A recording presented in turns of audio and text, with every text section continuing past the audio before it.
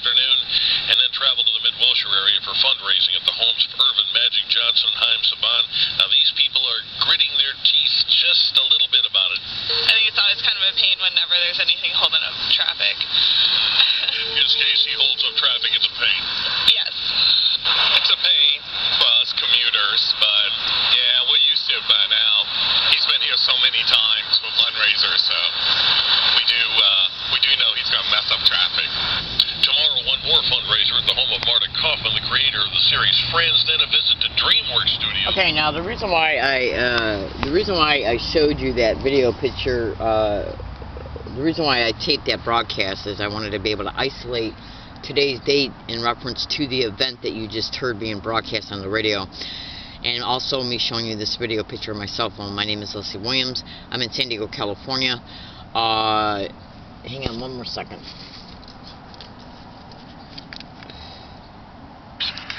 Okay, I'm also tape recording my statements on this tape recorder as I'm speaking. I'm showing you this video picture of my cell phone right now, which you can see that it's 11/25/2013.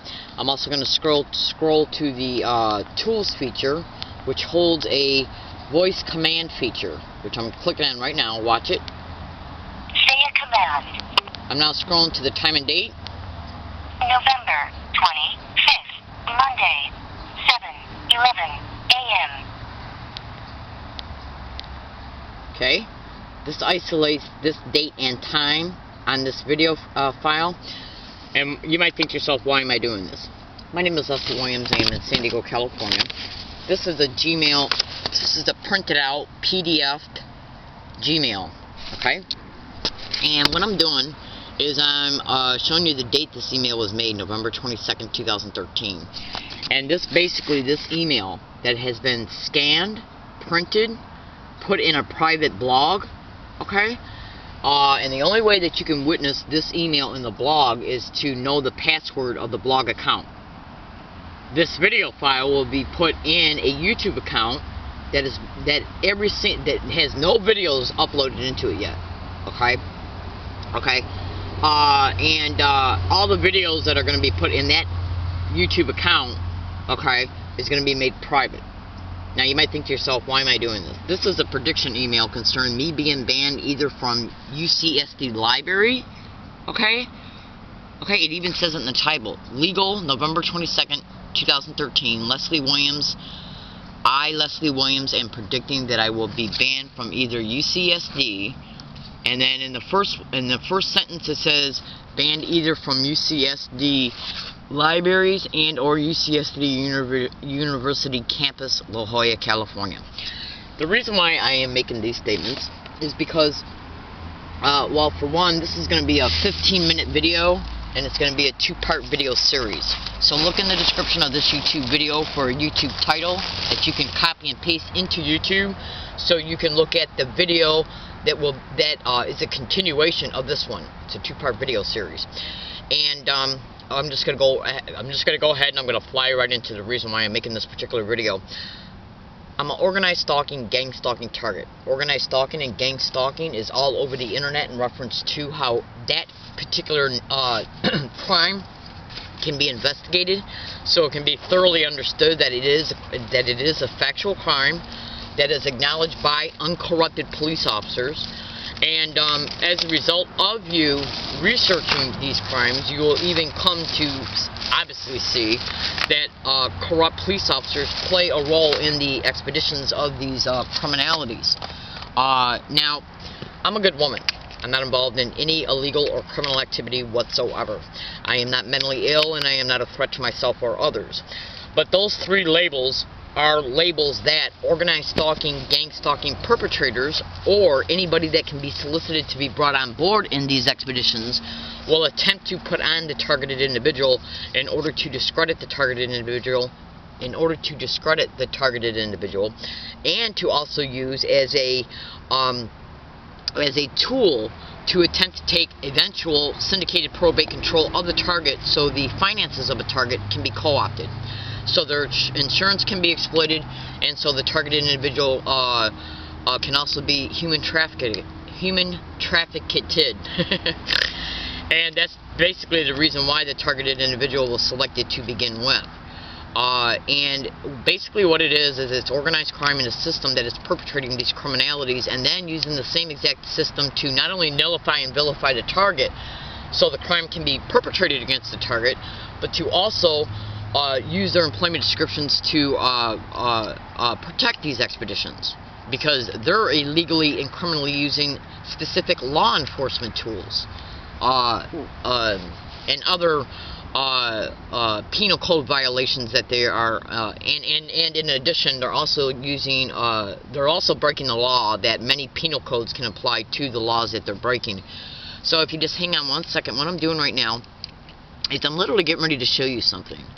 And this is what I'm about ready to show you has to do with the factual reality that this criminal activity has been covered on the news. This criminal activity has been covered on the news at the national level. It's been covered on national TV shows, national radio shows, and it's been covered several times on local news broadcasts. Hold on one more second. Now I'm having my morning cigarette, so just bear with me for a second because I'm waiting for this tape recorder to boot up. Because what I have on this tape recorder, on this micro card that I'm putting in the tape recorder, is I have the audio of a news broadcast concerning a targeted individual being covered on a local news broadcast in Santa Cruz, California. Santa Cruz County is the county that is right next door to San Diego. Now, the reason why I'm doing this is because I want people to be able to see, literally in this video, that this criminal activity are factual realities. Because the syndicated cops, the corrupt campus safety officers, and even how business security guards can be brought on board in these campaigns, because the individual that's steering these expeditions has a power position in the community to influence businesses, universities, public libraries, transportation services, you name it. Okay? And as a result of that individual being in the system, he has influential, he can influence people basically to do things for him based on many methodologies that are attached to the authoritative position. To give you an example of this, go to YouTube and type in "Listen to a Stranger." Now what I'm going to do right now is I'm literally going to play you the audio of a news broadcast concerning these crimes being covered on the news. And it's on the audio of that YouTube video of that news broadcast, which you can go and look at yourself by going to YouTube and typing in "GangStalking, Bullying on Steroids." This is the audio of that news broadcast right now. Steroids. This story on our website, kcba.com. Lieutenant, police call it bullying on steroids. We're talking about gang stalking, but it actually has nothing to do with the gangs that you first think of. South Coast News reporter Campus-1 learned more about the trend and how it's getting more dangerous because of the internet. Yeah, it makes me feel afraid. Lawrence Gazino claims his neighbors are gang stalking him because he plays loud music late at night and is outspoken. He said for the last year and a half he's been systematically followed by a group of people. At one point he said they climbed on his roof to harass him. Gazino said he's developed a paranoia that's devastated his relationships with friends and, worst of all, family.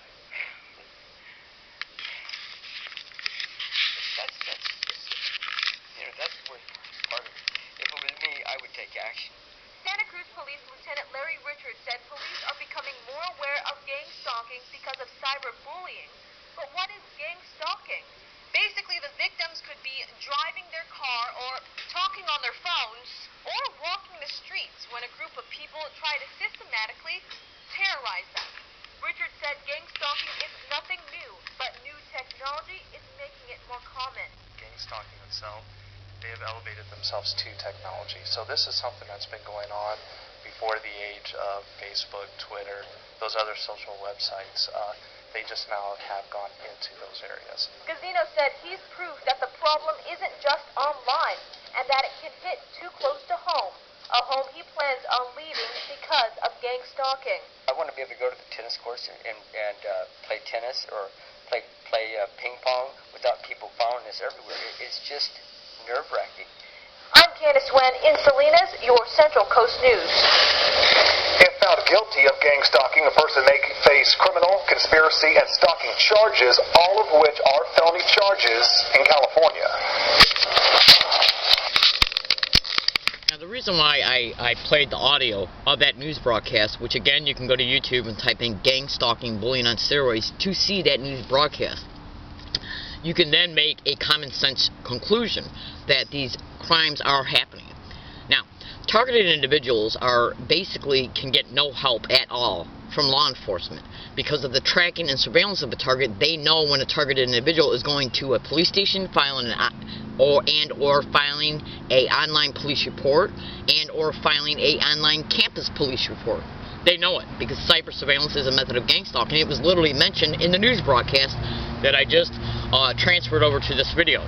As a result, they basically make sure that a syndicated corrupt police officer will answer the physical interactions that the target has once the target goes to a police department to make sure that the crime is not investigated, to make sure that a police report is not filed. That's right. And to escalate the gang stalking of a target in order to be able to make falsified police reports, to ban the target from the university or public library. Okay? I am talking about UCSD right now currently. Now I'm going to make a video right now. Okay? And what I'm going to do is, once I make it, I'm going to title it. And then I'm going to put that YouTube title in the description of this YouTube video. Well, that's right. And you need to go to it because you're going to be able to literally witness how this criminality is happening towards me on 3 separate university campuses. USD, SDSU, and UCSD. And basically the North University San Diego Public Library and even the Law Library downtown. Now, I'm not involved in any illegal or criminal activity whatsoever. I'm not mentally ill, and I am not a threat to myself or others. Now, in organized stalking and gang stalking, another methodology of theirs, one of their methods, is to stage events against a targeted individual. Basically what they do, through the tracking and surveillance of a target, they will then, as a result of knowing where the target's at in real times, at all times, they will then solicit a certain amount of people to get around the targeted individual to create an event for a desired result. Could that be to ban a targeted individual from a university library and or a university campus, a store, a public library? They're called street theaters and gang stalking. Now, the other day I caught a library security officer on a specific media, recording device, literally saying to me that if one more complaint is staged about me, that I will be banned permanently from UCSD Libraries. And I said, well, what if it's a staged complaint? He said, yes, that too. My name is Leslie Williams. I'm in San Diego, California. Our property taxes pay for these universities in reference to the functioning of them, employee salaries, and they are open to the public for public services to use the library.